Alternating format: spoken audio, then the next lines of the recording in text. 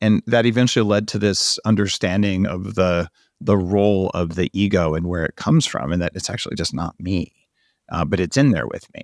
And that's brought me great peace. And it's also allowed some of the more advanced biohacking techniques around letting go of things, because instead of thinking I'm this mismatch of rational and irrational, I am, right? Or at least this body is. But it allowed me to delineate where certain emotions were coming from and to acknowledge them instead of pretending like they weren't real. Did you have to do something like that? Yeah, absolutely. I feel like fear in some ways was a really overriding part of my experience with heartbreak. There was the grief, over a lost loved one. But so much of it was that I was honestly a little bit afraid of what was going to happen to me, now. What was my future going to be like, in this totally unexpected future that I didn't think I was going to have?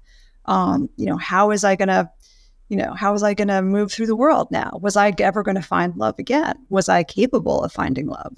Was I going to be able to afford health insurance? I mean, there are a lot of deep fears that come up from an event like this, an experience like this. And I wasn't used to feeling those things.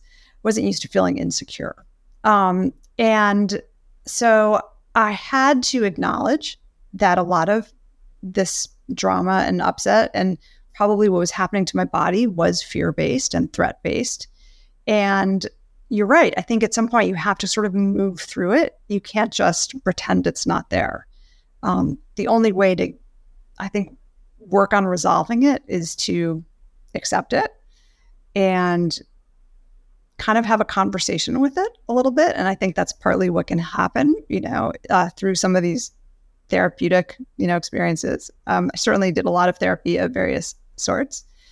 But I think fear is a normal part of being human. It's scary to be a human alive in the world. And our ego is there to keep us afraid, because without it, we don't have the motivation, to do what we need to do to stay alive. So I think rather than thinking of it as something other, we need to accept that it is part of our human experience. And then as you say, figure out ways to, at least not sit in that nervous system state all the time.